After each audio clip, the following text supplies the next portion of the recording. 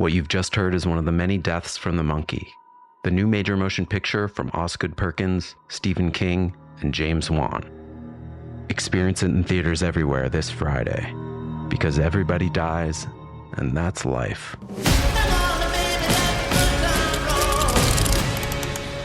Let's have some fun. Yeah, sure thing. Hey, you sold that car yet? Yeah, sold it to Carvana. Oh, I thought you were selling to that guy. The guy who wanted to pay me in foreign currency, no interest, over 36 months? Yeah, no. Carvana gave me an offer in minutes, picked it up, and paid me on the spot. It was so convenient. Just like that. Yeah? No hassle. None. That is super convenient. Sell your car to Carvana and swap hassle for convenience. Pickup fees may apply. Hey everyone, and welcome back to Big Mad True Crime, where we get big mad over true crime. I'm your host, Heather Ashley, and today's case is out of Monrovia, California. Small talk sucks, so let's dive in.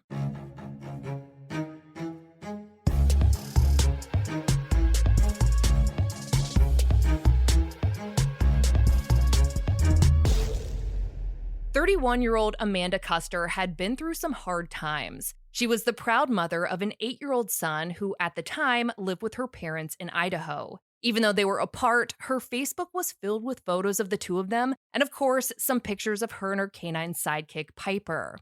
At that point in her life, Amanda was living with her grandmother in California, helping to take care of her and going back to school. But her son was always on her mind. She wrote on Facebook that she was going to be the best for her son so she could give him the best like he deserves. While in California, Amanda met a 27-year-old man named Robert Camus. He lived with his mom just 10 houses down from her and in the most suburban-looking neighborhood you could ever find. I'm talking ranch houses nearing the $900,000 to $1 million mark, with perfect green lawns and even some in-ground pools. The neighbors all knew each other, and it was a pretty low-key place to live. Robert was a former professional skateboarder with frat boy roots, and according to his portfolio profile, had completed the 2018 Wildland Fire Academy. His old fraternity was a fire fraternity, so this academy looks like it was a pretty big deal for him. He listed all the things he'd done in his fire academy, and it was pretty extensive. He used strategic grids, removed man-made dams, maintained campgrounds using wood chippers, and got pretty familiar with equipment that I think you'd only know about if you were in that field of work, like Pulaskis and rhinos. From the outside looking in, Robert seemed like a pretty stand-up guy, so he and Amanda started dating.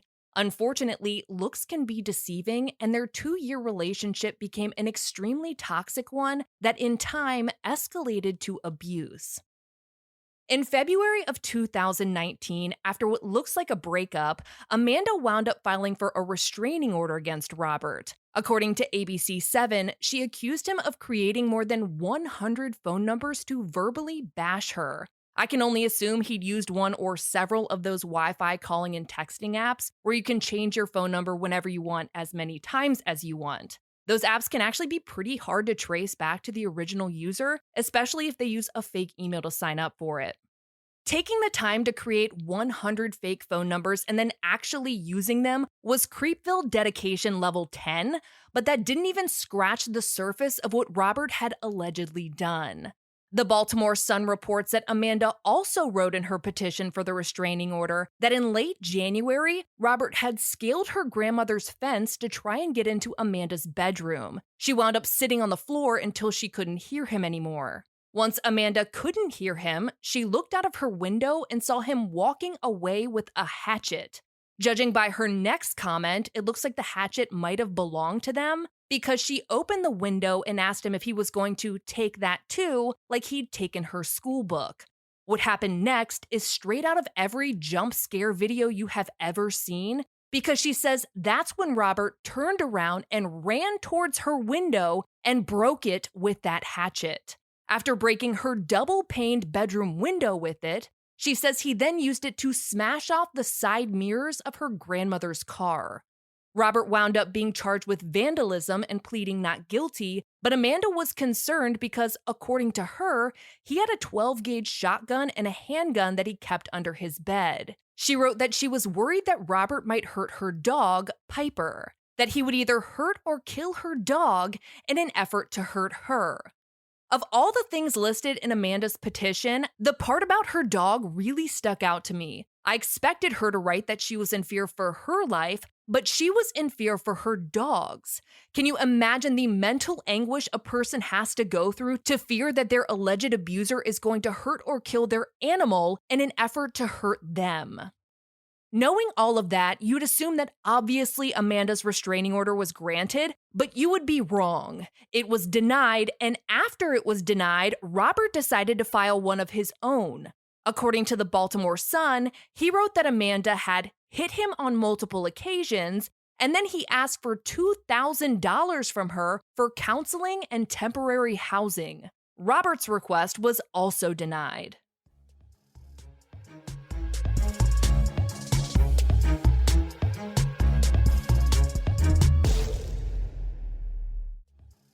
Your old or broken phone can let you down, but at Verizon, trade in any old phone from our top brands and get iPhone 16 Pro with Apple Intelligence with a new line on My Plan and iPad and Apple Watch Series 10. After all, you don't want your old phone to die on you when you're lost. Perfect. Or for your broken phone to glitch at the worst possible time. Hey, can I get your number? Oh. Trade in your old phone for a brand new iPhone 16 Pro, iPad, and Apple Watch. Visit Verizon.com today. Additional terms apply. Service plan required for Apple Watch and iPad.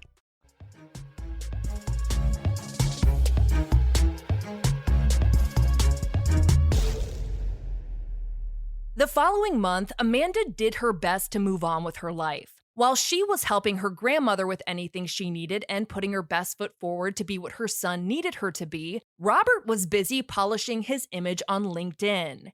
He updated his profile to say, "I have high standards of excellence and am a hardworking, dedicated individual with a commitment to self-improvement through using my skills to actualize my talents. I love life and am looking forward to the future. Solid effort at alphabet soup." But this is one of those times where I genuinely wonder what someone's baseline is. Like, what is the baseline that made him think that his standards of all things were high? And he's certainly dedicated, because you'd have to be to put in the effort of making more than 100 phone numbers to contact someone who wanted none from you, but committed to self-improvement? In the field of what?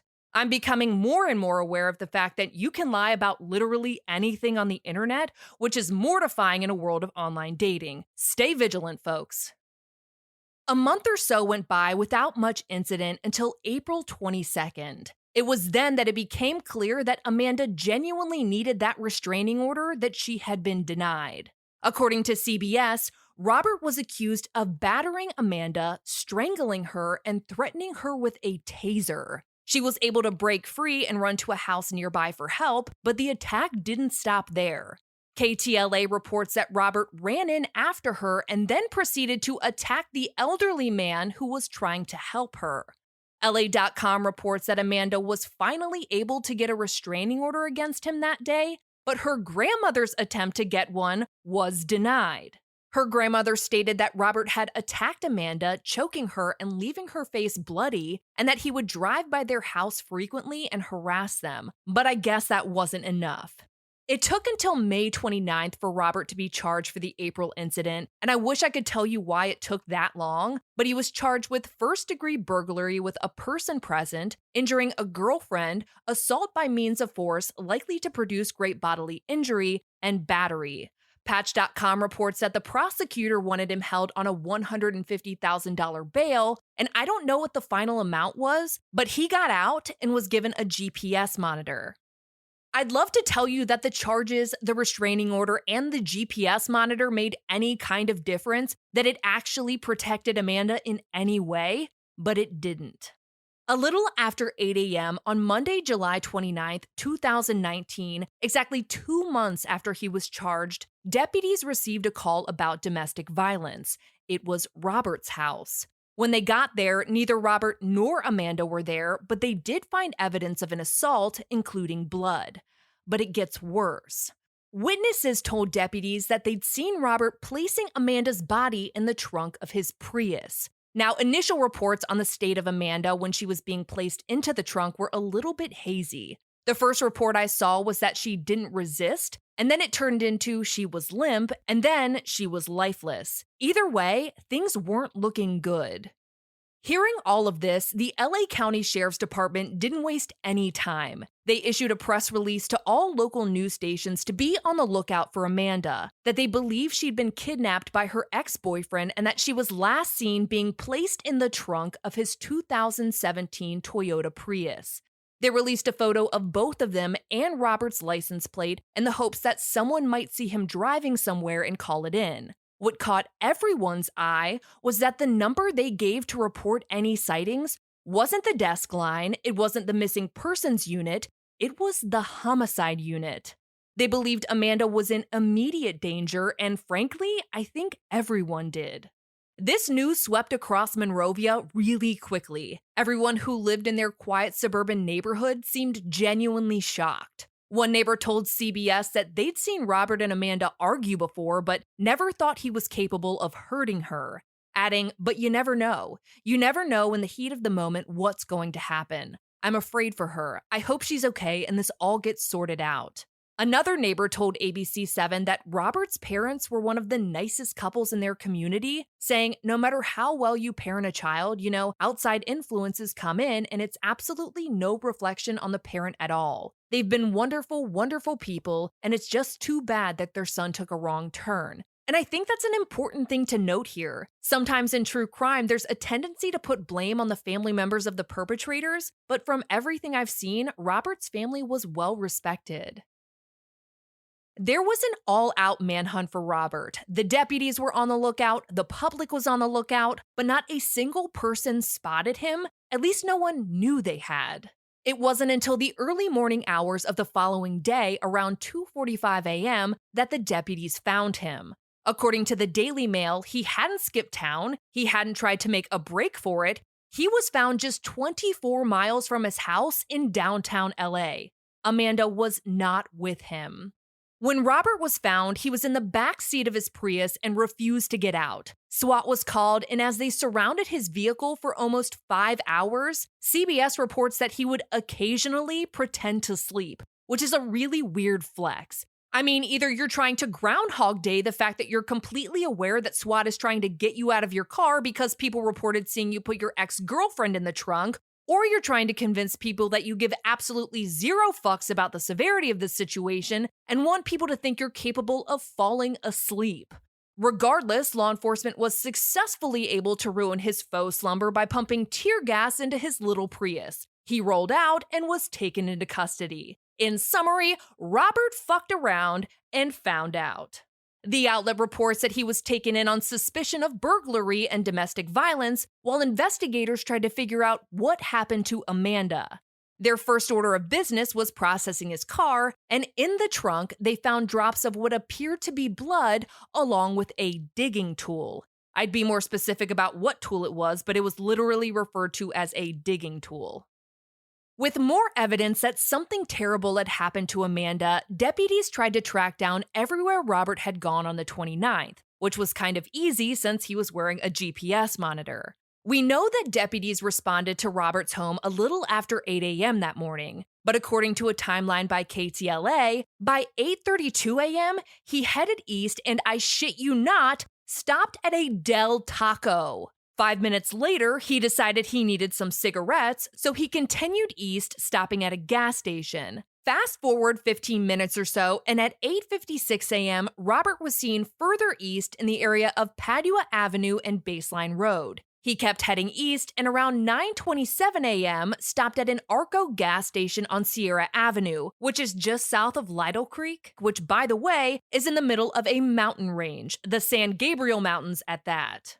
KTLA was actually able to get a copy of the CCTV footage from the gas station, and in it, you can see Robert walking in from the direction of the pumps and actually taking his sunglasses off when he got inside. He wasn't concerned with hiding his face whatsoever. However, after that stop at the gas station, there is absolutely no record of where he went for 5 hours.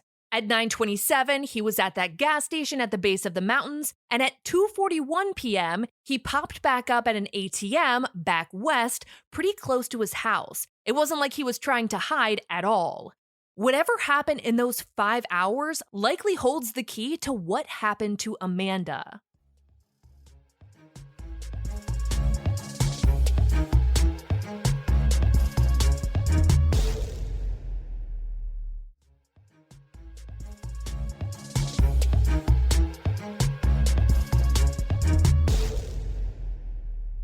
Going back to the fact that Robert decided to come back to Monrovia while everyone was looking for him, he actually went so far as to go to a bar that night. A bar that just so happened to be having an open mic night.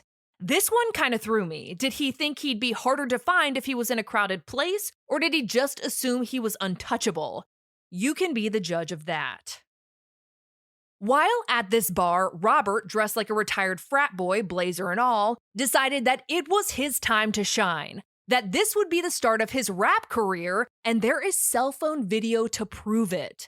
KTLA got a copy of the video, and in it, you see Robert grab the mic, look right into the camera, and say, "Right here, I'm a gangster in this house. Cut the EMP off my leg, and then I'm out. I killed my bitch and buried that bitch in the fucking dirt. Passing off and I'm out because the cop's trying to look for me and I'm trying to shut my mouth." Keep in mind, the people at this bar had no idea who Robert was. Initially, the reactions on their faces looked like some deep secondary embarrassment, but when he started talking about killing his bitch and burying her in the dirt, their eyes got really wide and they started looking at each other almost like they were trying to figure out if this guy really just said what he said. The guy who took the video told CBS that he didn't realize Robert was Robert until he went home and saw the news. Once the media got a hold of that video, the coverage of Amanda's case went national with articles like "California man raps about killing his girlfriend." While it was great that more people were becoming aware of the situation and could be on the lookout for any signs of Amanda, it also came with an avalanche of people who seemed to lose sight of the fact that these articles were about a real victim who had a real family that was in an immeasurable amount of pain. There were comments from people who didn't even bother to read the article and just wanted to defend rap music, saying that they hope the police have more against him than his rap because that's nowhere near enough. They didn't bother to read the articles that would have detailed the fact that Robert had been seen putting her body into his trunk, his GPS monitor going dark, blood being found in his room and his trunk, along with a digging tool. Imagine being Amanda's friend or a family member and having to read comments from people who are more willing to defend a man's lyrics than learn about why they were so damning. On top of that, I even saw one comment where someone suggested better lyrics. I'm pretty sure my soul actually left my body for a second when I read the comment, "In the fucking ditch" would have rhymed better than the fucking dirt. Maybe it should have been like, "I killed my bitch and buried that bitch in the fucking ditch." Now that's gangster rap. If this rant is to say anything, let it be to please not lose sight of the fact that every single article written about a missing or murdered person has a human being behind it and a family in an unimaginable amount of pain. If you're going to comment, do the least and read the article first, and consider the fact that there is always a chance that the victim's family is going to see it. Thank you for coming to my TED Talk. With Robert behind bars, the searches for Amanda intensified. Deputies asked that anyone who lived in the areas of Mount Baldy Road, Glendora Ridge Road, and Glendora Mountain Road to please be on the lookout for her. Mapping out those 3 points, it's about an 18 square mile area. LA.com reports that they asked anyone who might have been fishing, hunting, or mountain biking on the 29th to please call the department if they remembered seeing anything out of the ordinary, even if it didn't seem important at the time. Remember, Robert had gone through that Wildland Fire Academy and would probably be pretty familiar with that kind of terrain. By August 5th, there was still no sign of Amanda, but the searches hadn't stopped for a second. Her father flew in from Idaho to help in the searches, and the sheriff's department released a handwritten note from him pleading for the public's help in finding his daughter. It said, "This is coming from Rick Custer, the dad of Amanda Custer. I and the rest of her family are asking anybody in the Mount Baldy and Little Creek areas to be aware of your surroundings and keep your eyes open at this time as we are still searching for Amanda. We believe she disappeared in this area on Monday of this week. If you were up there on Monday and saw a gray Prius acting suspicious, please report it. We are pleading with anybody who might have a tip. That might help to report it as we are very distraught and we need to bring our Amanda home. If you add in the Lytle Creek area to the other 3 search points we mapped out earlier, that 18 square mile search radius becomes a 58 square miles. And let me tell you, that terrain is no joke. It's long, winding roads in the middle of dense woods and rolling mountain peaks. According to ABC7, law enforcement, search and rescue teams, and Amanda's own family and friends used every resource they had access to, including dogs and helicopters, but they still couldn't find any sign of her. By August 14th, the LA County Board of Supervisors announced a $10,000 reward for information about Amanda's whereabouts, but still, there was nothing. In the coming weeks, folks in the area lined Amanda's streets with yellow ribbons to make sure that no one forgot about her, and even lined trails in the mountains as a reminder to stay on the lookout. Before the start of every weekend, there were Facebook posts reminding anyone heading into the mountains to remember that they believed Amanda was still up there somewhere and to be vigilant while they were doing whatever they were doing, be it hiking, fishing, camping, or anything else. More than a month passed after Robert's initial arrest, where they brought him in on suspicion of burglary and domestic violence, but on September 4th, law enforcement had an announcement. Even though they still hadn't located Amanda, Robert Camus had officially been charged with her murder. Make that capital murder, noting special circumstances of killing a witness and being out on bail at the time. He pled not guilty the following month. Capital murder is a really big deal, and in California, it could mean a potential death penalty case. This was big news, and again, his charges got national attention since he was the guy who'd rapped about killing and burying his ex-girlfriend. But then, all of it just stopped. While no one in the community had forgotten about Amanda and her friends and family continued their searches, the media coverage of her case became almost non-existent. Usually we see updates whenever there's a hearing, but that just didn't happen here. Pasadena Now did a small update in January of 2021 on cases that were in court, and there was a small blurb about a court date to set a preliminary hearing date, but that was all I could find. I couldn't even find the outcome of that hearing, and yes, we just skipped 2021 altogether. I checked a few websites to see if I could find any court dates for Robert, and after a few tries, I found one. In March of this year, 2022, he finally had his preliminary hearing. There were 6 penal codes listed, which were for burglary, vandalism, domestic violence, assault likely to produce great bodily injury, battery, and murder. Preliminary hearings are almost like mini trials where the prosecution presents all the probable cause they have to charge a person, and the judge decides whether or not they have enough for the charges to proceed to trial. This is usually when the media reports on all the information learned at the hearing, but this time I couldn't find a single outlet that did. I couldn't even find an article that mentioned that he'd had a hearing at all. While we don't know the details of what was presented at the hearing, what we do know is that beside every single charge was a note that said, "held to answer," which means that the judge did determine that there was enough probable cause for his charges to stick and head to trial. Robert Camus is behind bars and will remain there until his trial. As dates are updated through the court system, I will be sure to update you.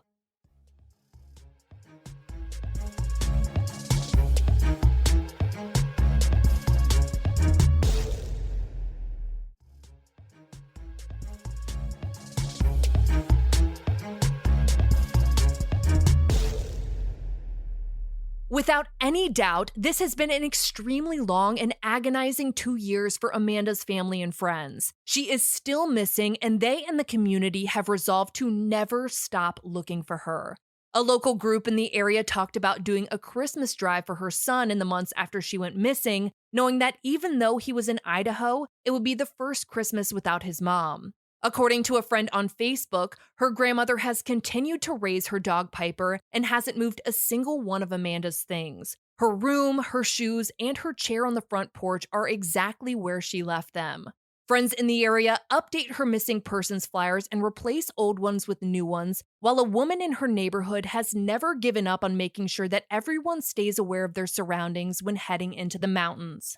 If you saw anything strange in the San Gabriel Mountains on or around July 29th of 2019 or in the months and years since, please contact the LA County Sheriff's Department's Homicide Bureau at 323-890-5500. If you'd like to remain anonymous, you can call Crime Stoppers at 1-800-222-TIPS. I'll be sure to post the phone numbers in the show notes. For all photos and maps pertaining to this case, check out Amanda's highlight at the top of my Instagram profile at @TheHeatherAshley, and join me there tonight at 8:30 p.m. Eastern, where you go live with me and we talk about today's episode and all other true crime cases on your mind.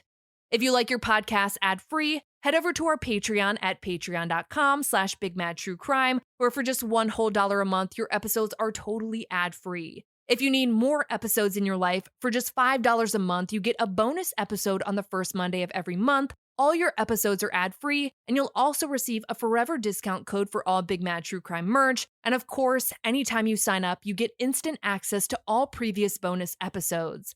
I'll be bringing you a brand new case a week from today, and I cannot wait. But until then, we out.